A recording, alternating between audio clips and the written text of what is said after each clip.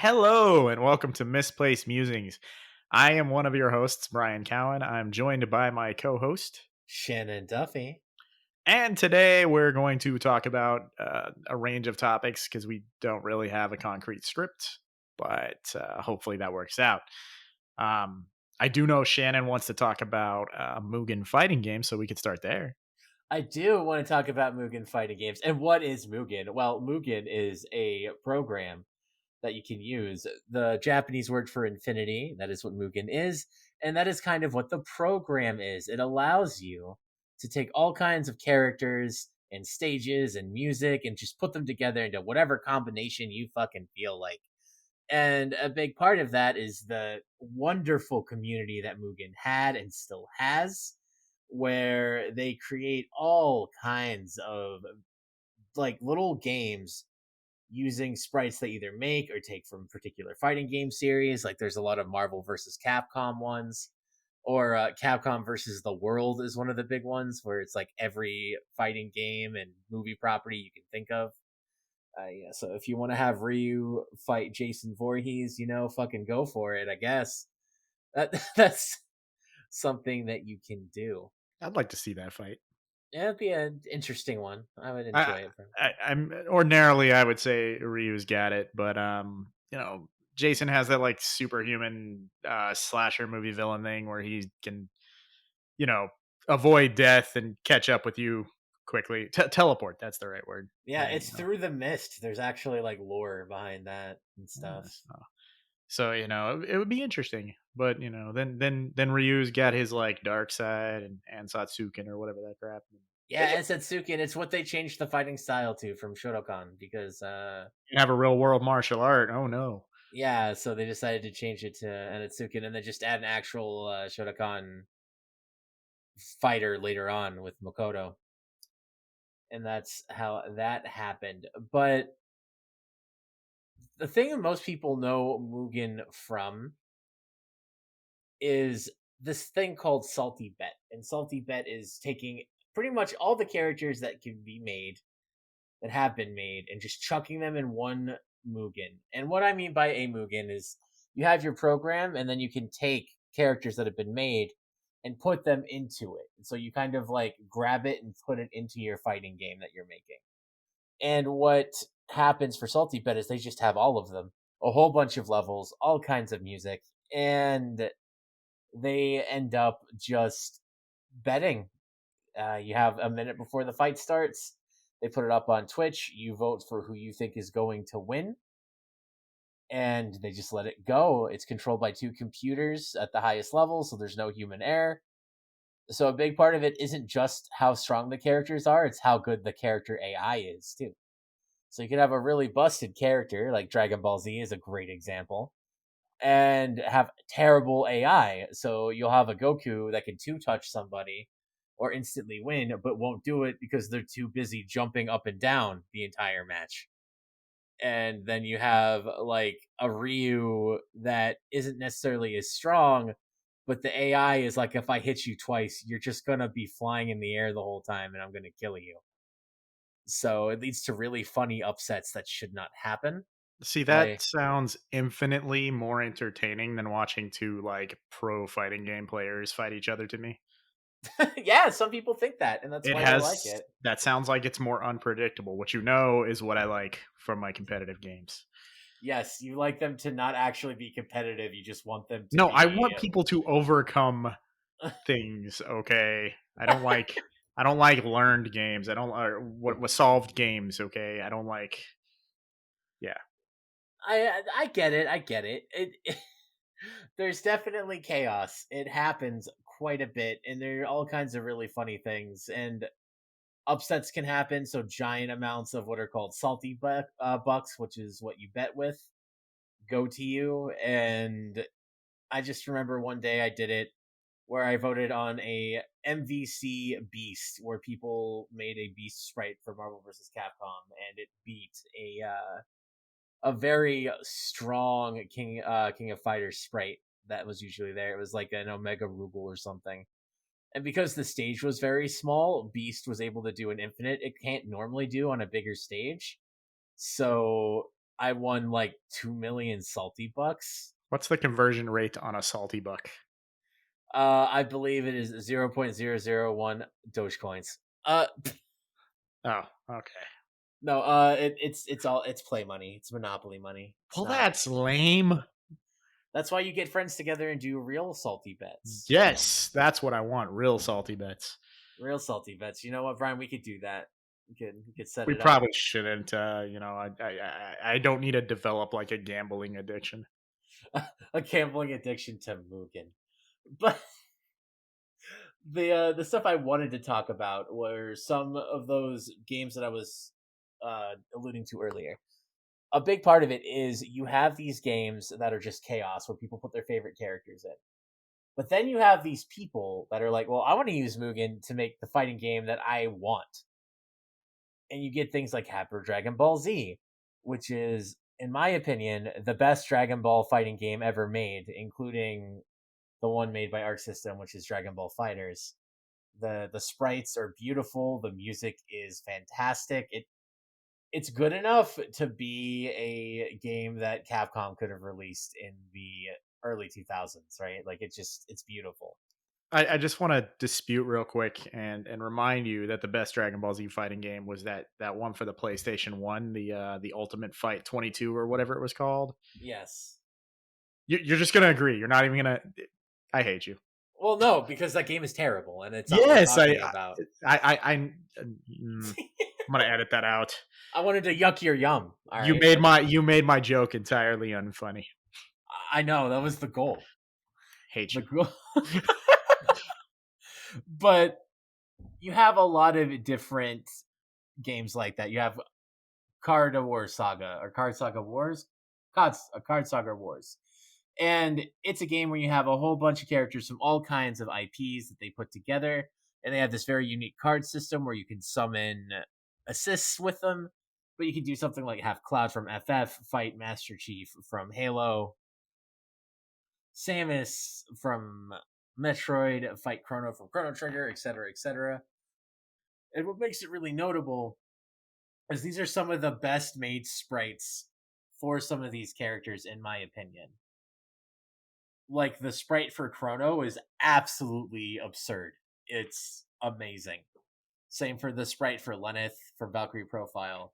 And for all the Cosmos fans, probably the best sprite for Cosmos that's ever been made. It's gorgeous. And sadly, it, unlike Hyper DBZ, which is still being worked on, it is dead. The team worked on it for like 10 years.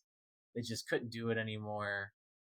And so in 2018, they pulled the plug. Actually, it was 13 years because it started in 2005. In 2018, they pulled the plug. That's, However, oh, sorry, go ahead. I was just gonna say that's a bummer. It is, yeah, they never finished it. But there is one called Card Saga Wars Online where a bunch of fans picked it back up and tried to finish it. The last version came out in 2020, but they're still actively working on it. Oh well, that's So, good. yeah, and the original team said that they have their blessing, which is even better. Yeah, I like that. I mean, with something like this, you don't really have to go like open source because it's already an open engine. But I do like when fan games, if or mods and stuff, if they can't continue, they kind of just dump it out there for people to continue working on without them if they want.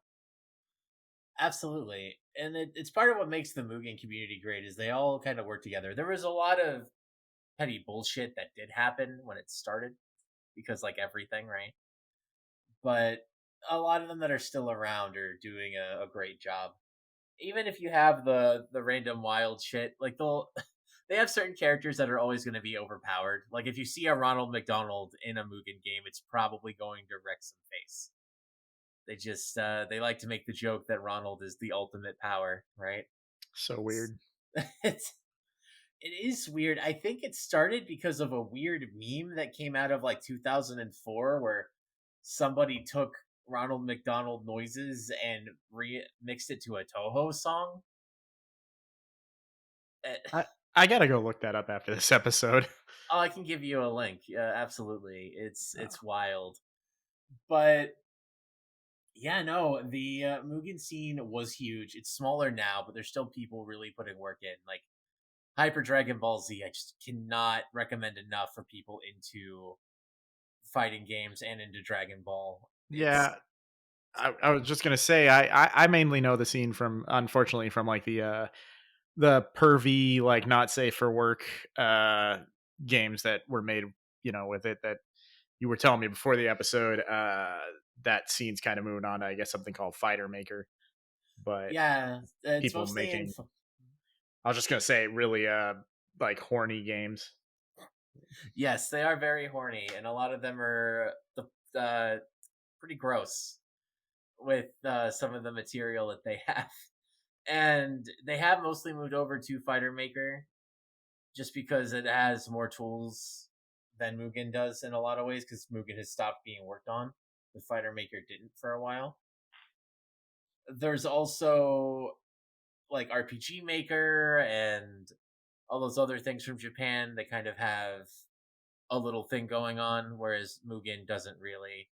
People are just used to it and have been working on with the system for so long that they use it, even if it can be a little buggy.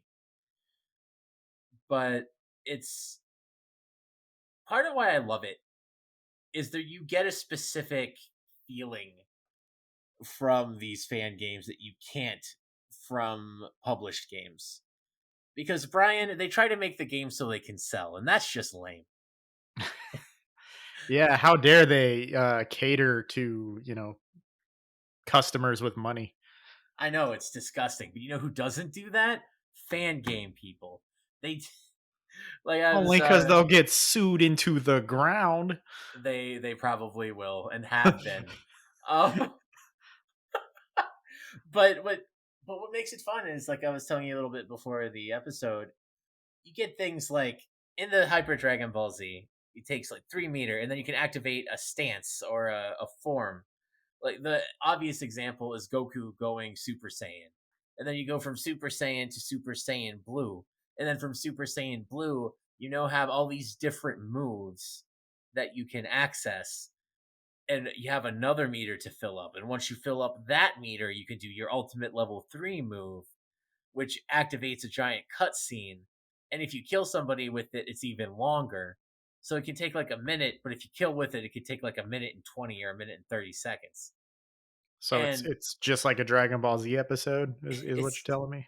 exactly. And what's funny is companies won't do that because they're like, man, somebody doesn't want to not be able to play for a minute. But these people making the fan games don't care. They're like, how cool would it be for it to look like it came from a Dragon Ball Z episode? You should tell Square Enix that people don't want to not be able to play for a minute. I, ouch. I have thoughts, but I'm gonna be mostly positive as I watch a series that I loved growing up not be for me anymore. But that's okay. Uh, I mean, That okay, so yeah, yeah, it's off topic, but yeah, it's I also have mixed feelings on it. yeah, I have no problem talking about it at all, especially because I am pretty much finito. Oh, okay. That's everything you.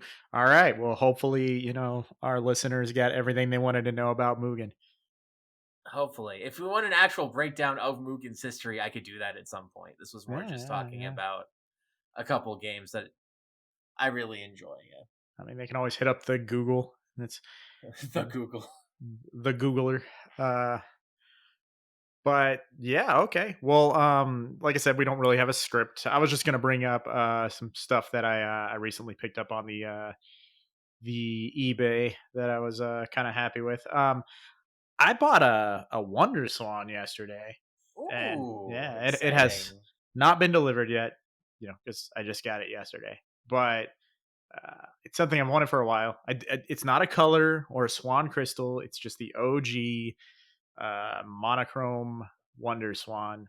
But That's slightly less exciting, but still pretty awesome. yeah, substantially Yeah. cheaper. Color Yeah. and then crystal swans get like really up there in price. Are crystal swans more expensive than colors? They are, because they were Okay. the crystal. It goes OG and then color, and then the crystal is a like a refined version of the color. Ah, okay. Yeah. Kind of like how Game Boy Advance SPs are ridiculous right now. That's because that screen, man. Uh, damn screen, but uh, the AG 101 or what AGS 101. Mhm. But no, yeah, I'm excited to get that. I'm going to probably get like a Wonder Swan flash cart because Wonder Swan games are also kind of pricey, or they can be. The ones I want are. Uh, so, but yeah, I'm gonna get those and hopefully get to play things there's a good Klonoa game on there. Uh, there's some supposedly really good fighting games on there, like it's like Guilty Gear Petite or something. Um, Mm. and yeah, I'm excited to play a lot of those. A lot of cool RPGs, but I don't read kanji yet, so not sure how far I'd get in those. But there's some other cool stuff, so I'm excited to get my hands on that. Um, and I also see what else. Oh, I don't think I ever brought it up on here, but I bought a novelization of the Namco shooter Dragon Spirit. I think that at some point you're just going to own every piece of media for Dragon Spirit that is available. I hope so. So for the listening audience, I am a huge Dragon Spirit fan. It was one of the first games I got for my NES, and I was immediately hooked on it, and I love that game. And it has a surprising amount of merchandise that was released, in Japan only, back in the '80s, Mm. and a lot of it's not well preserved. Like this, it's a light novelization of Dragon Spirit, and it hasn't been scanned in anywhere. And since I bought it, I've only seen one other copy for sale, Oh, jeez. like on the internet. So it's apparently pretty rare, or nobody's selling it, which I guess is the same thing. But but yeah, that's a pretty cool thing, and I want to get it scanned in like high quality scans, but uh, doing non-destructive scanning of a book can be kind of complicated. Yeah, Uh, because usually you mess the spine up real bad, right? yeah, like when people like the Video Game History Foundation scan in those magazines, they will destroy them. They'll like cut the spine um to scan them in. So if they have something where they don't have a duplicate, they won't scan it, which is why their archives are missing some issues. Usually, it's because they just have one, so they're not gonna like destroy it to scan it. Ah, okay.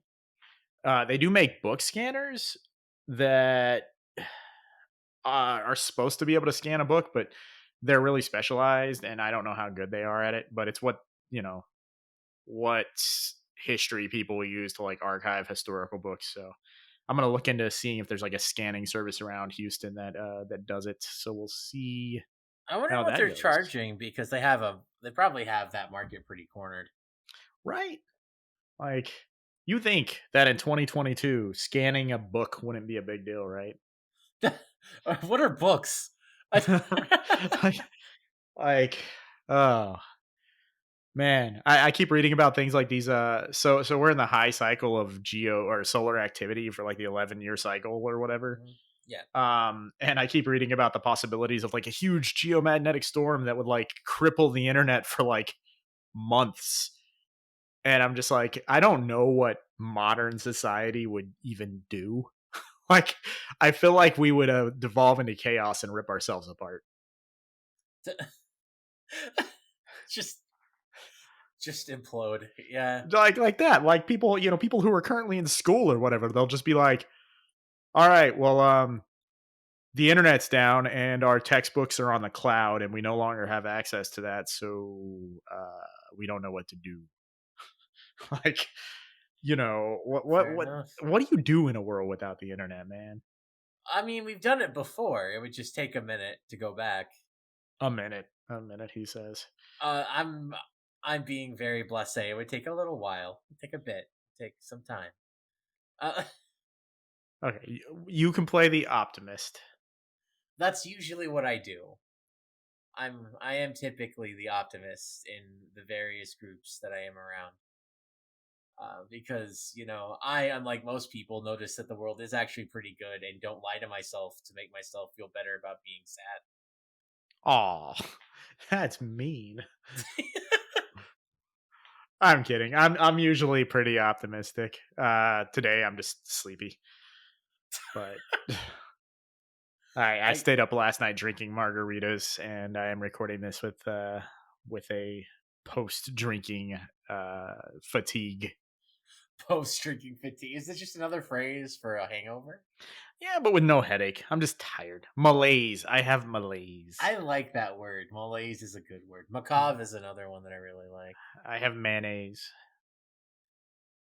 I do have mayonnaise as well. I think it's Duke's. I think we buy Duke's in this house. Yeah. I think we buy Kraft. Correct. As long as it's not Miracle Whip, I don't care. I mean, so we have both because some Mm. recipes call for one or the other. They're different things. People always act like that kind of stuff. This is getting way off on a tangent. Let's just go. Who cares? Let's go But for it. but people are like, I don't do Miracle Whip. I do mayonnaise, and I'm like, they're two separate things. Why can't you just do both? Because a lot of people, and it's because of a push that they tried to do in the 90s, a lot of people replaced mayo with Miracle Whip because that's what the company was trying to do. Oh, I know. I'm just saying, so Miracle Whip's sweeter to me. It is. So like it has its uses. Um, but yeah, I use mayonnaise these days. I use that fancy uh olive oil based mayonnaise. Ooh la la. Yeah. Yeah, you got the fancy mayo. You're gonna start making aioli. You gonna do that?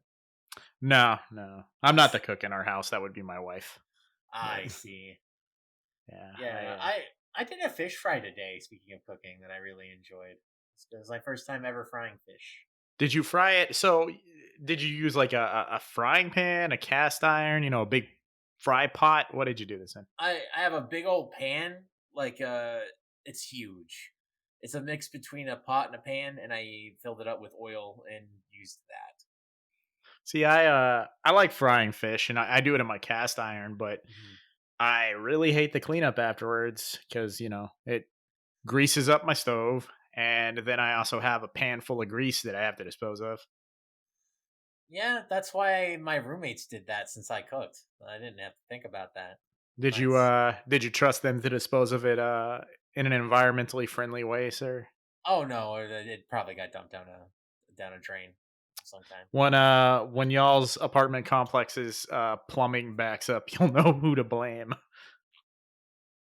I don't know what you're talking about. I also made hush puppies. Those are really good. I, next time I'm gonna add corn to it. I did a more like old school, not cream corn in it thing. But yeah, I really enjoy hush puppies. I get it. Hush puppies are delicious. Yeah, who would have guessed that basically fried balls of cornbread are good? Yeah, oh my god, just bread, man. Bread is so satisfying. Carbs are so satisfying, which sucks. Well, I mean, as long as you don't just eat carbs. Right, right. I mean, there's a balance, but overall, I find that carbs, while being satisfying, generally leave me feeling worse than eating, not carbs. True. One time I got incredibly drunk and made pasta, and I made way too much pasta. It was one of my first experiences. I was like 22. I was a fresh drinking bab, and I made pasta sauce. And while I was making it, I kept pouring vodka in it and then into me. Oh God. And I remember it being one of the best sauces I ever made, but it also could have been because I was fairly intoxicated. I mean, yeah, it could be either. Yeah, it could be. And I ate a lot of pasta that day and felt terrible the next day. And I don't know if it was because of the alcohol or because I ate enough pasta to feed an entire team of long distance runners. I don't know. That just made me nauseous thinking about all that. What, the alcohol sauce and all the noodles? All of that, yeah. Like that when your mouth waters a little bit when you get nauseous, that just happened to me. You sure it wasn't because you knew how delicious the pasta was? Nope, it was not that. I had I had pupusas today, and I ate way too many, and that made me feel kind of sick. Pupusas are so good. They are. In case people don't know what they are, because seems like a lot of people don't. But it's just like they look kind of like a pancake, and they're made of flour, and they're stuffed with various things like cheese or meat. They're similar to like a gordita. Yeah, yeah, gordita. That's right. Oh, so when I Um, think of pupusas, I think of like they seem kind of like arepas to me. yeah, yeah, yeah. They are kind of like arepas. Hmm. They're similar. I think like I've only had arepas like once, but the flour was different. Like they had a different texture, and they were smaller. Yeah, they're a little smaller. They're also from I think like El Salvador and Honduras, whereas arepas are from Colombia and Venezuela. So they're just a couple ingredients that are different, but a very similar thing. Yes. Yeah, no, and as somebody who lives in an area with a lot of Colombian and Venezuelan people that are here, um, same with Puerto Rican and Cuban, I definitely know what a arepa is, and I absolutely know what a pupusa is as well. And they're beautiful, and people that don't know what they are should experience them, in my opinion. If they can. I mean, not every town has a pupuseria. Pupusery. I would love it if somebody was wild with it and filled it with papaya, with cheese and I papaya. Mm. bet you it's happened. I mean, there are all sorts of weird ones. It's kind of like so we have a lot of places here that'll make like tacos or tamales or Mhm. pupusas and stuff, but they'll use like non-traditional fillings because they're catering to Americans who like to experiment with weird food combinations. Mm.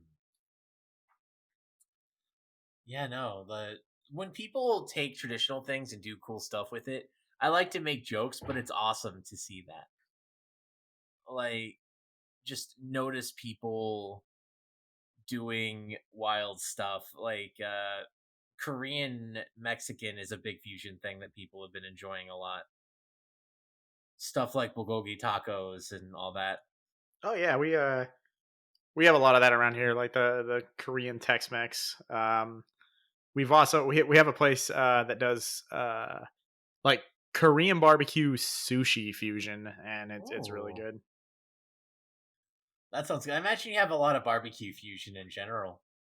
Yeah, I mean it's Texas, so like it's kind of a joke here, but basically you can find like Tex-Mex or barbecue on like every city block. Mm, So yeah, you get those, and then things mixed with those. okay, that's a lot of fun stuff there.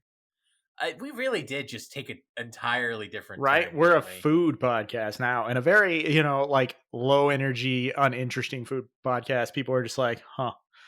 Um, Low energy? What do you mean? We've got plenty of energy. You don't have to be screaming oh no, no, to there have has to be energy. screams, sir. Screams. All right, we just don't need to. We have a nice chill vibe. Yeah, that's important. Speaking of important things, do you have any other cool little retro shit that you got? Because you always have fun projects going on. I mean, lately, actually, right now, not really. I mean, I do, but um, at the moment, I'm working on going through my entire collection and deep cleaning everything and testing it all, making sure it still works, and improving like my storage, putting it all in like sealed containers with dehumidifying agents because I don't want my games because the humidity in Houston, man, like I feel it. No, as somebody in the Daytona area, I it's a killer. like I think in West Texas, this has nothing to do with electronics, but like metal in West Texas will Mhm. sit outside forever. Like, but here in Houston, it will rust away like so quickly. Oh yeah, and the closer y'all get to a beach, the worse that gets too. Oh yeah, and I mean it's Houston, so we're like the Houston Channel runs through Houston. Like we're Mhm. surrounded by salt water. We're basically a bowl that's sitting next to the ocean. A little. Thankfully, you're not a bowl of dust. No, we're just a bowl waiting to be filled with water. So, and that happens occasionally. True. Yeah, keeping your stuff safe is important. Have they figured out a way to stop disc rot yet? No, Mm, I'm not even sure that there's a conclusive way like to do that. scientific analysis of disc rot yet. Um, like most people admit it's a thing, but then there are other people who are like, "Oh, it's just that it's blown out of proportion. It's not really a thing." But most people agree it's a thing, and most people agree certain systems suffer from it more than others. Like Dreamcast games are notorious for disc rot, which for Mm. the listener is what it sounds like. It's when a disc based video game stops working for no apparent reason. Yeah, well, I imagine it's because of rot. Rot. It might be, or maybe I don't know. Maybe it has something to do with like that's a magnetic storage medium, right? Is it? It is magnetic, I think, yeah, so that Yes. could be an Some. issue. Yeah, maybe it has something to do with like it. I am not a an electrical engineer yet, but Yet, I like that. maybe. Well, I'm taking classes, man. I Hell uh yeah. I started a class a couple of weeks ago on the theory of electronics and PCB design. So, Ooh, that yep, actually sounds like that could be useful. yep. I am 3 lectures in, 154 lectures to go. Jeez, that sounds like so many. I mean, it's a university level class. Oh, there you go. Is there are you actually going for a degree at the end of it? No, no. I mean, it's just one class, so just a certificate of completion. Oh, and getting certified. Yeah, but I want the knowledge that it's going to give me, so because it will be very helpful in my repairing and modding of video game hardware, as well as someday I want to transition. Right now, I work in software, and I would like to transition my day job into working on hardware, even though that would mean I couldn't work at home. But whatever. Just have them send it to you. It's all good. Yeah, ship me my hardware and also all the equipment to work on it. Yeah, yeah. It's like how I want to learn how to do clay throwing, but I'm like, man, that's a lot of equipment. Just we've been over. Go to a the damn it Go to places to throw to like a pottery place, but then I have to talk to people. makerspace. I was thinking makerspace. Man, Mm, I am not on my game today. that is fine. I hope you're not on a game or recording, but Yes, makerspace. You should go to a makerspace, a whole community thing, and why do I take want a. a community? I just want to make pots. Okay, but that, like you said, that's expensive, and you'll also probably do it wrong. So go How to do a you know? makerspace. Go to a makerspace, and you could take a class. Somebody listening right now is like, "Oh, that's so obnoxious. I would just do it at home." but, No, um, I probably should do that. Yeah, no. I Even mean, I though socializing's terrible and we should never do it, but what? No BS. Um, no, no, no. Specializing is great. People thinking that they can master a bunch of different skills to like a high level is actually like I feel like it's hurting people. They should specialize, but specializing is great. Think about it when you're making your RPG parties. Do you want a whole bunch of jack of all trades, or do you want like a mage and then a fighter and then a thief? I You believe gotta. most people are like, I just want a character who is level 99 in all jobs. Those people are the problem with society. We need to normalize specialized jobs again. That that's the important thing. This podcast has been all over the place. No, no, it's fine. It's fine. We're just having a conversation. We've talked about Mugen games, retro games, food, Jobs, RPGs, jobs. Jobs could tie into role playing games, right? Like, throwing clay, yeah, throwing clay. Like, what's your favorite party based role playing game? party based role playing game. Yeah, yeah. Um, Or that's a class tough. based. That's a tough question. A lot of times I would probably throw something out there like something in the tactical RPG genre, like Final Fantasy Tactics or Tactics Ogre, or Disgaea, or something like that. I like things that have like 50 different classes. A thousand yeah, ways. Yeah. yeah. I want like I was talking about fighting games earlier. I want something where I feel like there are so many options that that there's lots of different ways to optimize. I Mm. hate experiences where it's just like there's one best way to play this game because people will always treat it like it's the right way to play the game, and that annoys me. We're gonna have to actually make an episode where we talk about metas and our opinions on them because we're very different I hate it. on what we feel about those. I hate it, sir. I hate it. I'm sorry that you hate things that make things easier to understand and better for people. It's just a paint by numbers at that point, man. Everything's paint by numbers. We have gut biome telling us what to do. We don't actually think, Brian. Now we're gonna get in the existential, like, is there free will? Uh, no, I don't like it's like playing against somebody who is a master of chess or whatever, right? Mhm. So it's like they've already beaten you before you start playing because there's a finite number of moves you can possibly make, and they know them all. So why even play? Well, so you can slowly learn them all yourself and then become the very best that ever was. There's already a very best that ever was. Yeah, and you need to It's a punch him in the solved game, face. man. It's a solved game. It's not solved. it's, a- like, It's it's like like even Street Fighter 2's not solved yet, you know? I don't know, man. I don't Just know. because there are things that don't work does not mean it is solved. It just means they don't work. Right, but there's there's a best way to play already. There's a currently best or better way to play, but metas shift all the time. Even chess meta shifts. Your mom's meta shifts. Oh my god.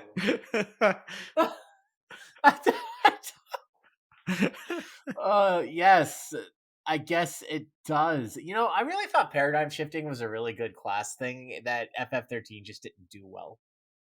So I Like, barely remember that, but yeah, I did like the battle system in 13 a lot. It was yeah, interesting.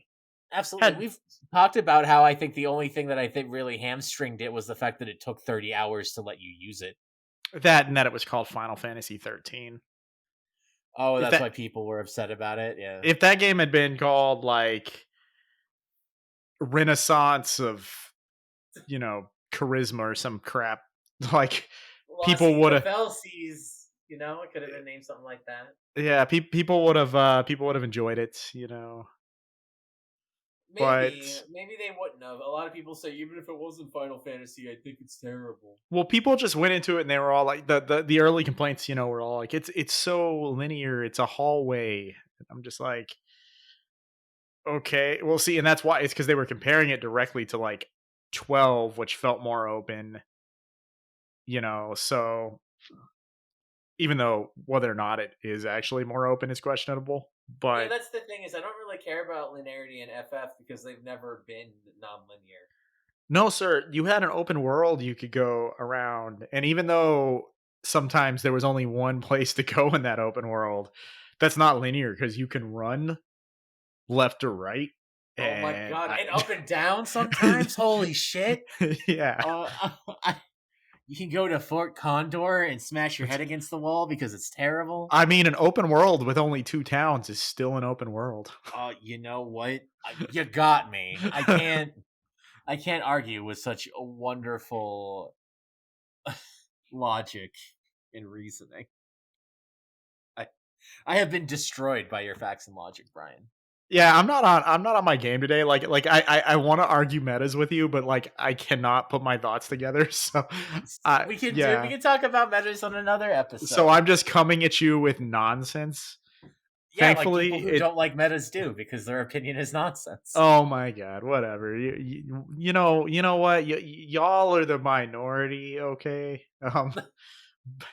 But but no. See, I'll just throw my nonsense at you and cripple your logic, okay? Yeah, no, it's too much to handle. You know what? else is too much to handle are fire tracks for today. So Brian, why don't you let us know That was the worst segue ever. what I didn't have a lot to work with, brother. I don't know what to tell you. But, Oh, I didn't even talk about. Okay, yeah, oh, yeah. talk about what it is. Let's get to our tracks. Yeah, let's do it. I just remembered I was gonna talk about Sonic the Hedgehog arcade games, Oh shit. uh, and then later on in the episode I was gonna be like, now here's a track from one of those games. But since I didn't talk about those, we'll just do it anyway. So Sega was primarily an arcade company. I mean, they are the biggest maker of arcade games still to this day. Like no one has Mhm. made more arcade games than Sega. They're an arcade company. Um and so it makes sense that there would be Sonic the Hedgehog arcade games, right? Yes. We didn't really get in. I mean, we got this one, but I've never seen it. Uh but anyway, there are a few of them. You probably haven't seen them, but they do exist. And the Mhm. music is from one of them, Sega Sonic the Hedgehog, which is a weird isometric. It's very difficult to describe this game. You should go look it up and see what it looks like. It looks weird, but it featured Sonic and Mighty the Armadillo and Ray the Flying Squirrel. Oh, there you go. And the soundtrack for it is actually not that great. Um, yeah, for a Sonic game especially, it's pretty mediocre. It's not on like my daily listen or anything. But I was going to talk about those arcade games, so then I was like, you should hear this so you can say you've heard music from a Sonic the Hedgehog arcade game. Okay, okay, But yeah, so this is my pick is a track from that. It's called Trap Tower. Um, okay. and it's probably my favorite track from the soundtrack, even though it's not a banger, okay, but it's adequate. It is an adequate. I'm definitely selling the listener on spending time listening to this. Um, so let's yeah Adequate. let's hop into this adequate Sonic the Hedgehog arcade track. Oh, that sounds beautiful.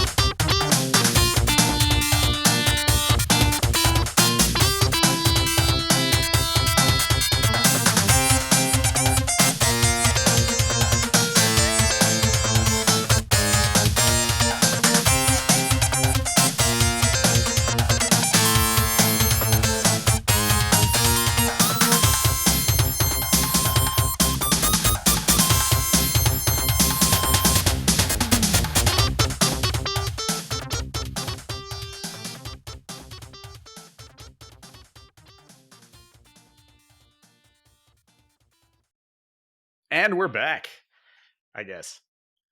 Yes, we are. What'd you think of that adequate Sonic the Hedgehog track? It almost sounded like it was good, and then it stopped doing that. It it's kind of like it almost felt like a Flying Battery Zone type of song, and then it just kind of didn't do anything else. Yeah, that's it. So I picked it because of all the tracks on there. It was the closest to being good, and yet Mhm. that's pretty much how a lot of the soundtrack sounds. You'll be listening to it, and you're like, okay, this is starting to get good, and then you're like, all right, it never that's as good as it got. Was starting to get good. Yeah, So that's pretty much it. that is you know Sonic the arcade. For some reason, you think it'd be the other way around. Arcade games usually have very strong music, so you think Sonic the Hedgehog in the arcade would have very strong music, but I guess not. Yeah, absolutely. But maybe it's because they didn't have their A team on it. I Was the had my game A team itself on your any mom good? last night. Oh my lord. So my next song that I'm going to talk about is actually from a Mugen game. It's from Hyper Dragon Ball Z. The the track is Android 18's theme. It's called Sincerely Invincible. It's very good. She fights on a train, which is a an homage to Terry from Final Fight fame. Or Fatal Fury fame, not Final Fight. I'm wrong. See, I'm not on my game either. It's a Sunday. Why are we recording on a Sunday? Oh, it's because I got drunk last night. I remember. It, it is, New but rule: no Sunday recordings. We always record on Saturdays. always record on Saturdays. But I love this track. I think it has a good energy. Let's go ahead and give it a listen.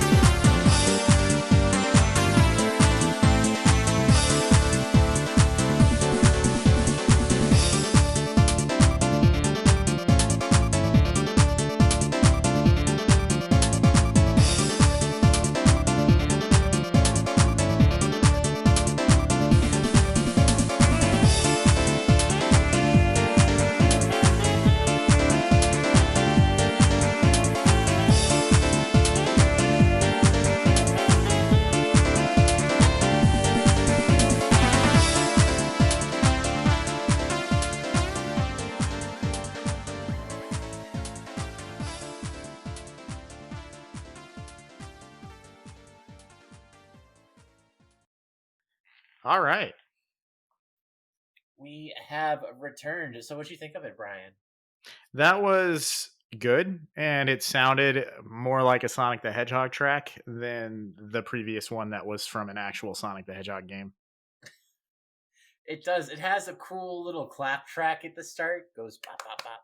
I enjoy it. I like the clapping. You would like the clapping. Yeah, absolutely. I feel like it brings something to it. It's high energy. It's a fighting game track. I just think it's a particularly good one, It was. especially. I liked it a lot. I mean, I'm joking, but I did like it a lot. It's very high quality, especially compared to. Uh, I just spent an hour listening to a mediocre soundtrack, so that sounds great. Yeah, and it's wonderful. Demarcus 008 is one of the fine person that made the song. And part of what I love about newer video game soundtracks, especially the indie or fan game scene, is you get some really interesting names. You're not going to just say this was Jeffrey David. It's like Sephiroth XX, your mom 69XX made this soundtrack, Oh my god.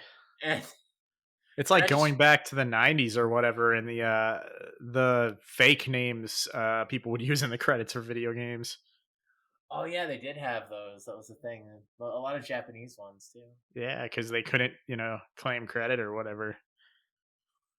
Yeah, it is back in that day. But yeah, so those were the songs. To go ahead and just cap off Terrible chaotic, episode. this Terrible. chaos.